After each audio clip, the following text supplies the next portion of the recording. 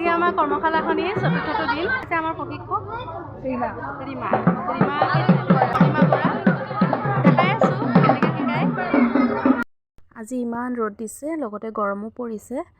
ফিল্ডখনতো একদম ৰ'দ পৰিয়ে আছে। সেই হেতুকে ছোৱালীখিনিক হলটোৰ ভিতৰতে প্ৰথমতে নাচ শিকাবৰ কাৰণে লৈছে। ৰ'দতনো ল'ৰা ছোৱালীখিনিয়ে কেনেকৈ নাচিব নহয়নে, যিহেতু ইমান গৰম পৰিছে।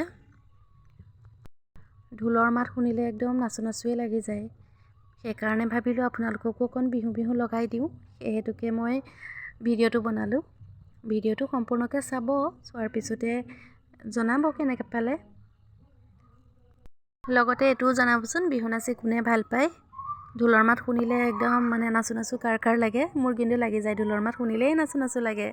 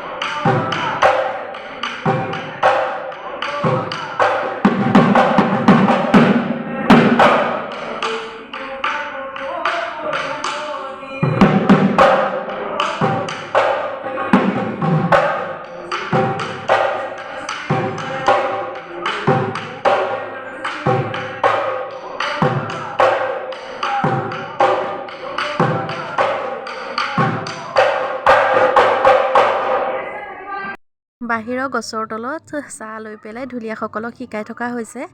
একেলগতে অসুবিধা হয় যে। এতিয়া ৰ'দটো গ'ল বাৰু ফিল্ডৰ পৰা, সেইকাৰণে ল'ৰা ছোৱালীখিনিক ফিল্ডলৈ লৈ অহা হৈছে।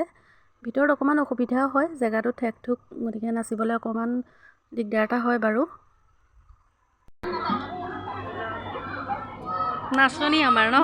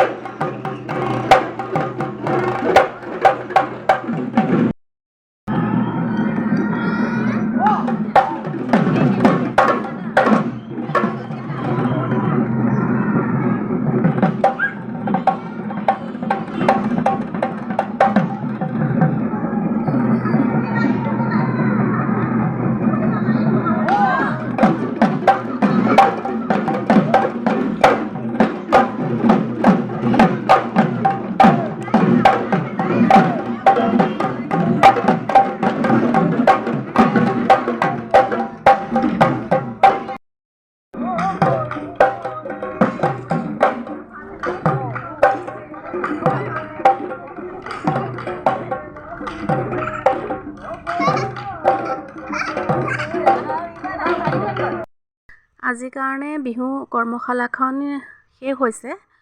এতিয়া সকলো ঢুলীয়া নাচনীয়ে প্ৰাৰ্থনা কৰি ঘৰা ঘৰি যাব আৰু সন্ধিয়াও হৈ আহিছে। বহুকেইজন অকণমান সোনকালে গ'লগৈ, যিসকল অকণমান আঁতৰৰ পৰা আহিছিল। চব এতিয়া শেষ হ'ল, এতিয়া আমি ঘৰলৈ যাবলৈ ৰেডি হৈছোঁ। এইফালে চব ৰেডি হৈ আছোঁ।